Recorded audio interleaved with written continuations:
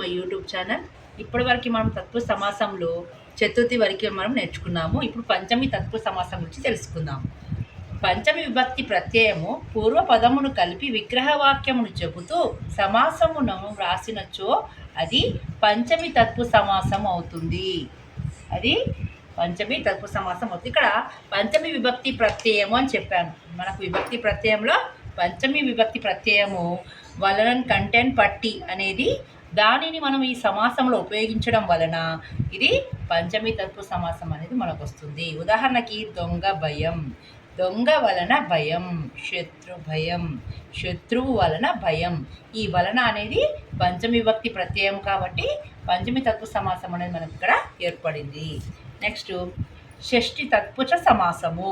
షష్ఠి విభక్తి ప్రత్యయము పూర్వ పదమును వ్రాసినచో అది షష్ఠి తత్పురుష సమాసం అవుతుంది.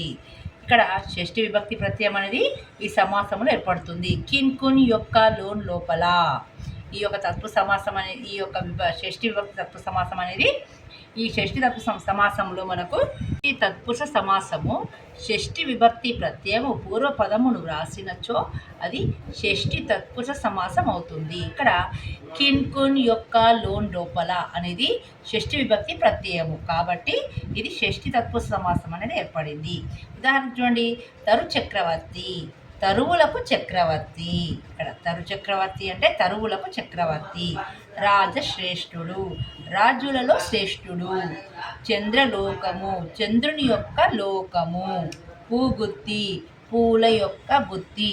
ఇక్కడ కు, లో, ని, యొక్క అనేది షష్ఠి విభక్తి ప్రత్యయము కాబట్టి ఇవి ఈ షష్ఠి విభక్తి ప్రత్యయాలు మనం ఈ సమాసంలో ఏర్పడడం వల్ల మనం ఉపయోగించడం వలన మనం షష్ఠి తత్పురుష సమాసం అనేది ఇక్కడ ఏర్పడింది. సప్తమి తత్పురుష సమాసం. సప్తమి విభక్తి ప్రత్యయము పూర్వ పదమును కలిపి విగ్రహవాక్యమును చెబుతూ సమాసము రాసినచో అది సప్తమి తత్పురుష సమాసం అవుతుంది. ఇక్కడ సప్తమి విభక్తి ప్రత్యయం అన్నాము. సప్తమి విభక్తి ప్రత్యయం ఏమిటి? నందు. నందు వచ్చినప్పుడు అందున్నన్ అని వచ్చినప్పుడు అది సప్తమి తత్పురుష సమాసం అనేది ఏర్పడుతుంది అన్నమాట. ఉదాహరణ చూడండి, కుహర స్థితము. కుహర స్థితం అంటే కుహరము నందు స్థితము. రెండో చూడండి, చిత్తశుద్ధి, చిత్తము నందు శుద్ధి. నందు అనేది ఇక్కడ ఏర్పడింది కాబట్టి అది సప్తమి విభక్తి ప్రత్యయం కాబట్టి ఇక్కడ సప్తమి తత్పురుష సమాసం అనేది ఇక్కడ ఏర్పడుతుంది. ఇక లాస్ట్ 8వది నచ్ తత్పురుష సమాసము అంటాము. నచ్ తత్పురుష సమాసము అంటే వ్యతిరేకార్థము నిచ్చు నా అనే వర్ణము ఈ సమాసమున వచ్చును. నా అనే వర్ణం ఏం చేస్తుంది? వ్యతిరేకార్థాన్ని ఇస్తుంది. ఇక్కడ ఉదాహరణ చూడండి, అధర్మము, ధర్మము కానిది. అధర్మము అంటే ధర్మము కానిది. ధర్మానికి వ్యతిరేకము అధర్మము, ధర్మం కాబట్టి అధర్మముకి వ్యతిరేకము ధర్మము, ధర్మము కానిది అధర్మము. అనుచితము, అనుచితము అంటే ఇక్కడ ఉచితము కానిది. ఏదైనా అనుచితం అంటే ఉచితం కానిది. అది అసాధ్యము, సాధ్యము కానిది. 4వది అజ్ఞానం, జ్ఞానము కానిది. ఇవన్నీ వ్యతిరేకార్థాన్ని ఇచ్చేదేమో నచ్ తత్పురుష సమాసంలో మనకు ఏర్పడుతుంది.